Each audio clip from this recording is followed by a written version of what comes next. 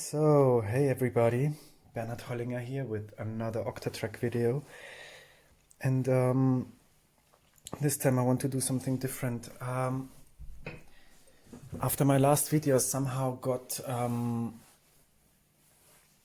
I got to watch the arranger tutorial by Kuko. And I thought I also would like to add and talk a little bit about the arranger because, as also Kuko mentioned in his video, it's a really special case if you're an instrumentalist. So in my case, I have been playing bass guitar for a long time, and I arranged and composed a lot of music for band. And in a band setting, it's always really, really special the way people approach music, people adapt to music and how they play. And people play how they play, and I always try to tell them also certain things. And good musicians can adapt and do it, but nobody can really play like how you have it in mind. So for me, playing with the band was always a challenge to be really open about the outcome and the result, and to embrace it, and to be cool with it. And I wanted to have some kind of device that is not a software, in which I can try out ideas for songs, rhythmic ideas, but also I wanted to have some kind of like middleman in between me as being the instrumentalist and the electronic music world. So this is why I got the Octatrack. And it totally sucked me in. So I haven't, it's just like another instrument actually. Like one of the first tunes was a hip hop track, and I wanted to create some kind of like music that I could still play the bass on, but I could really compose and arrange it in a way that I can just like play to it, right? But then after a while, after a long time I had the Octatrack, I realized actually it's so much fun to just play with the Octatrack. So for me, the Octatrack became this thing where either I use it to play bass to it, or I really go loose and just improvise. And playing loose with the Octatrack means playing a lot of effects, preparing a lot of scenes also, but also like just like pattern jumping, and pattern chaining and all that stuff.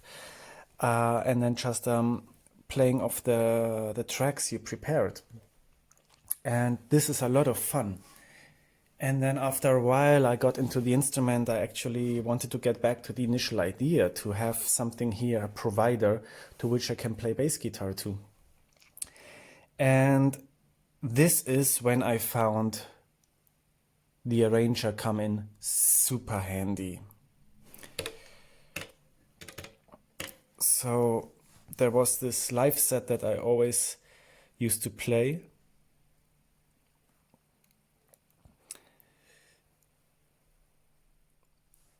And basically the idea was I wanted to have some kind of like fixed opening that I can just play bass to, and that just goes through.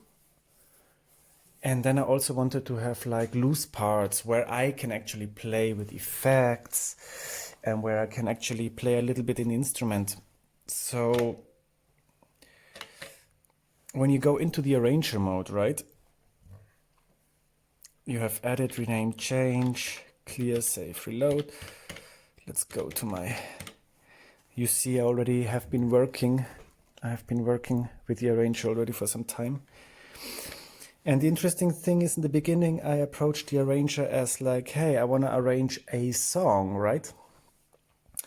But then later on I realized in a song just makes sense for like a recording or something like this. But if I play live, I need to arrange more than just a song. And the arranger is great because you can actually chain up 256 rows, and in each row you have a pattern, right, that it's playing. So actually you can go really really far. And my second arrangement here, which is called Heavy Beats, I actually started to arrange a big part of my show. So now we go in here and you see it looks like this, Heavy Beats, and then you see first row is called opening. So this is one opening, and then I have, as you can see, M1, M5, and then I just arranged it with the repeats I wanted. I'm not really using scene here yet because I'm on my bass guitar, but this is another step that could be really interesting, to actually check scenes.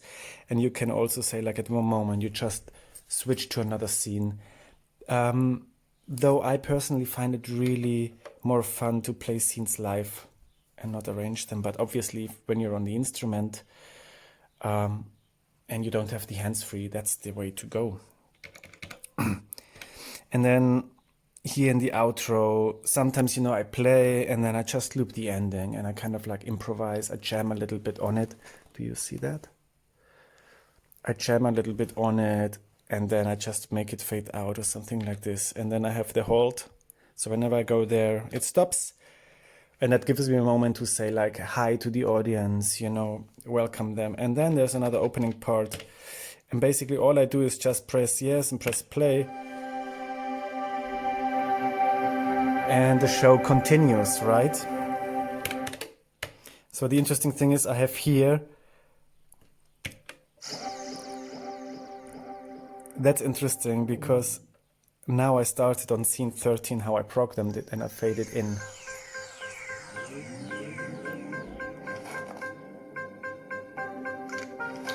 So I did some stuff with the delay there. So basically that's my opening, like the actual...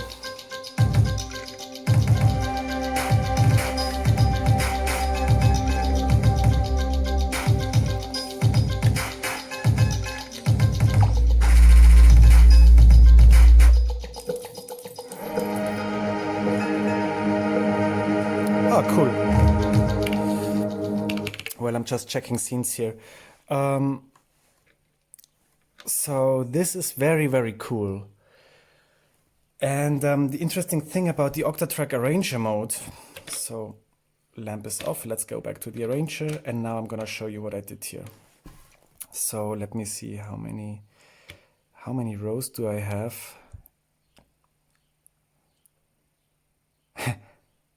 Uh-oh. Ui. What? Nice. I have 176 rows. Okay, let's go back up.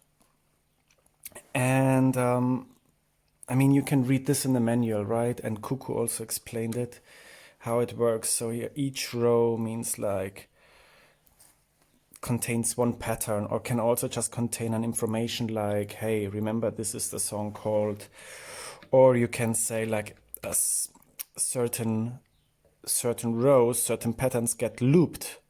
So you can loop more. If you just want to loop a single pattern, you work with the repeats. Or, and that's very interesting, because I talked about this last time already, and I'm coming back to this because I find this really, really interesting. The layout of the Octatrack is like you have those triggers, and it's always like with the scale and the pages, you always find yourself in those patterns. And the interesting thing is, I was wondering a little bit about it, because it's kind of weird that all of a sudden in the arranger mode, you can have you can decide the length of the pattern and where they start, but then in the length you can actually go. Do you see this? Up to 512 steps. And 512 steps, it's 32 bars. it's like you can actually, this is really interesting because like you have here the option of repetition, right? So you could actually repeat like a 4-bar pattern, but additionally they give you the option here with 512, which I find a bit confusing personally. So, but this is an interesting thing. It can be a really funny thing in another way, but like I find it a bit irritating that they gave you those two options to go up. When you go higher than your actual pattern length, then basically it just keeps on looping that same pattern till the steps add up to the number you choose here. So what did I say now?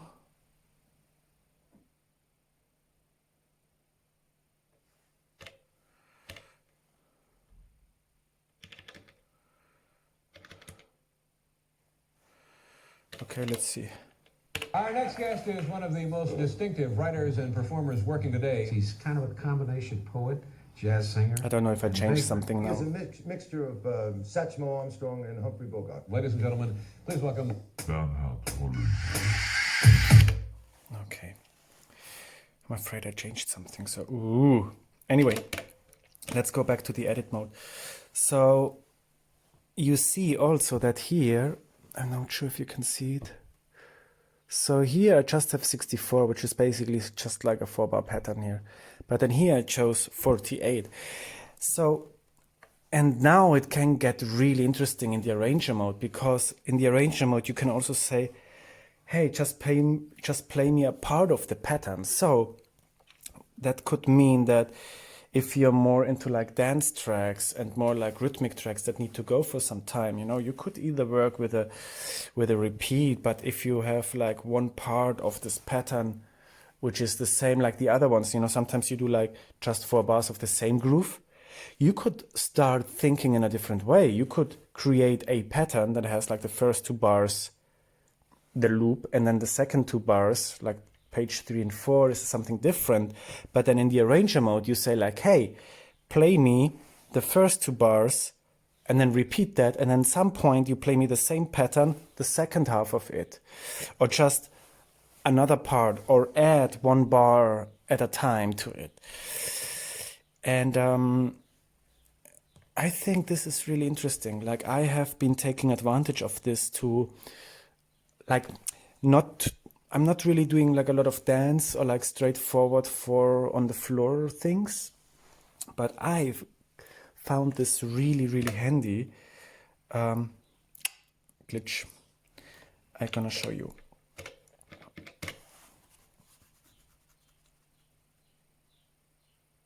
I found this really, really come in handy when you want to do like unregular breaks, you know, because you can really decide how long that break should be. If you have like a groove part and then you go into like a more open part and you want, you know, just give it a little twist, like some weird rhythmic thing. For example, here, let's check it out.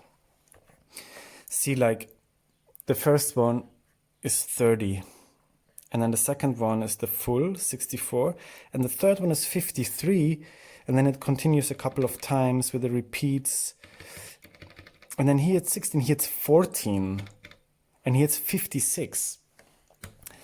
I just gonna let you listen to really quickly. Officer, I got one question for you.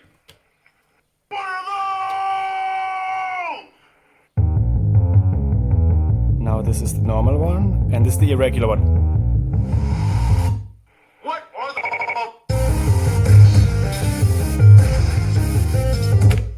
Nice. So you also saw that it was somewhere here and it just jumped back to the one and to the next pattern. So in my experience, this is a really cool thing to take advantage of, because you can really like, just break out again of like a 4/4. The interesting thing is you can also decide where it's starting, and that can be also super fun to play around with. So you don't actually need to compose a lot of patterns. You can just work with one 4-bar pattern, but then choose which parts of this pattern you keep on playing. Obviously it's gonna be more like repetitive music, But that might be a cool idea to play around with that, you know. And then you just set your scenes here, and you can play around with the scenes, which is fun. And then whenever you want, you know, you just loop that part. And whenever you want, this is how I do it also. I sometimes just loop a part where I know this is gonna be it. But then I'm at least free to play with my effects and my scenes. And whenever I'm tired of it, I can just say, now jump to that part and scene locking. And I know exactly whenever I'm there, I need to go to this scene because this scene switches to the first one, and then I'm back to my normal sound. So that's really cool. Like, yeah, here loop 1. Here, for example, I have a loop. This is pretty cool because this is the part of the song after the melody. Let's see, what is this, line 13?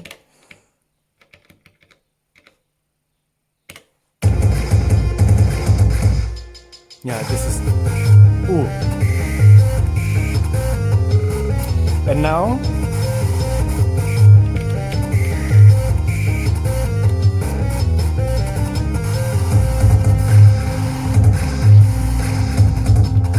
And this just keeps on looping.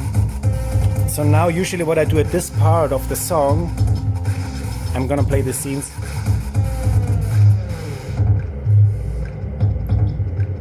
You know, make some nice filter, make it go down a little bit. It's still cooking, but it's a bit down in intensity. And then I play bass solo on top of here. And whenever I'm ready, after the bass solo, I would just go here. And then people would be like, wow, this is crazy. And then all I would do is like, I would just switch to the next step and I would be like, jump further to my next pattern when the melody kicks in again. So this is a really, really cool way to play with the arranger. And obviously you can also do like some mutings. This is something interesting with the muting because I like... Yeah, it makes sense when you're not having your hands free, but I personally like also to mute manually because it's more fun, you know, but you can also put it in here and then it's okay. Tempo changes, which is very interesting. In the longer set I showed you before, I'm using that a lot, obviously, because I play different songs, they have different tempos. And oh yeah, MIDI transposed messages, repeats.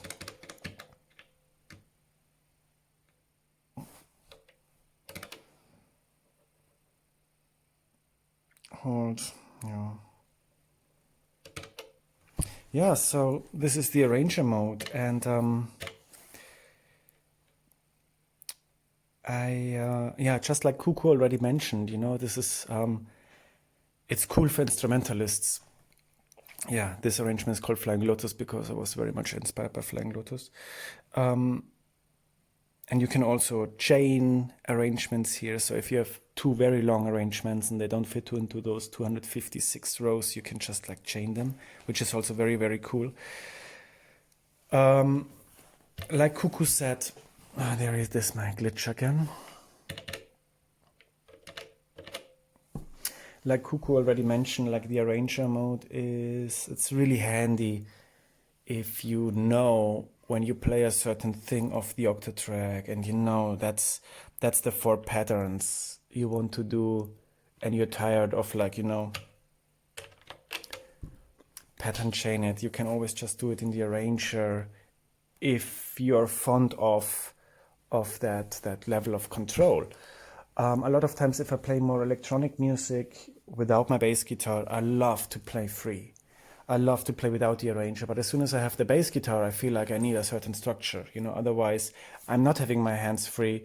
I also have not tried the MIDI options yet to control things in the Octatrack via MIDI. This is another thing I want to try. So the arranger is nice.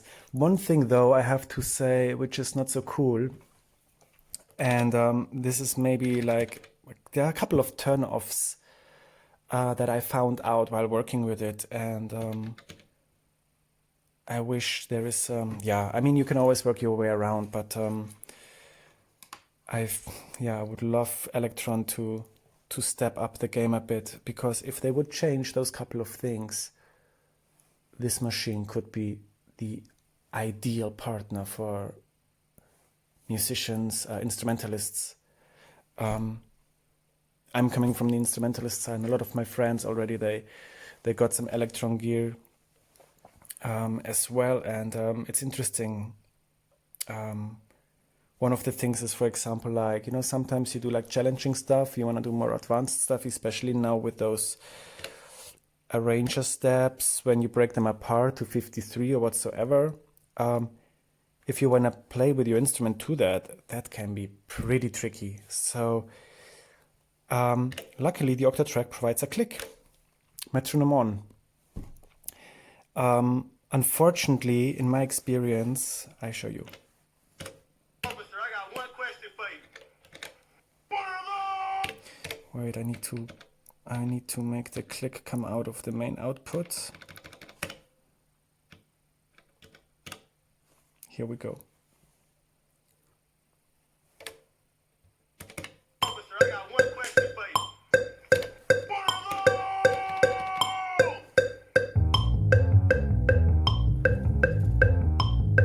Do you hear that? It's off. What are the... And do you see this also? So this is really unfortunate that Electron just let the click run all the way. It doesn't matter how the patterns are being played back. And sometimes it's nice to just have the click always on the ones, the way you composed your music to. So in really difficult or challenging songs, you cannot use the click, which is a pity, because it's there, right? So we need to work around that. And I've never done it, because in the end I'm always trying to learn the music and try to be able to play without the click, but you know, sometimes you need the click as a reference. And then just compose a click track to actually, you know, compose a cowbell or whatever there, and then just cue it and put it in the headphones and not let it go out the main output. So that would be a way to work around, but then you have to sacrifice one channel. Which sucks, because we only have 8 or 7, because I like to have my track 8 as a master out. So that's a bit unfortunate. Yeah, that's very unfortunate actually. But okay, it's just the way it is. Yeah, so that's basically how I approach the arranger mode, you know. And for me, the main challenge basically in the arranger mode is like how I'm approaching repetitions of patterns, if I work with the length or not, if I work with the repeats. Because sometimes, or like a lot of times, I also have conditional triggers that react only the second or the third time. So it's a very interesting thing. Once you get into the arranger mode, it becomes really interesting, and but also really, you control it. It's like basically a next layer of control you have in terms of song structure, song form. But it can also give you a lot of freedom. It can make you much more think. You stop worrying about what pattern comes next. But you know, now is the breakdown, and I know I have this scene, and now the delay goes up, and now the filter goes down, and then zack, it jumps to the next pattern. So it can also give you a lot of more freedom actually to really get into designing and playing scenes and playing effects live. And yeah, so what else to say? If you have any ideas or any questions about the arranger, hit me up. Let me know, comment, subscribe to my channel. And yeah, I hope this made sense, and I hope you also got 1 or 2 ideas out of that and you try it yourself. Peace out.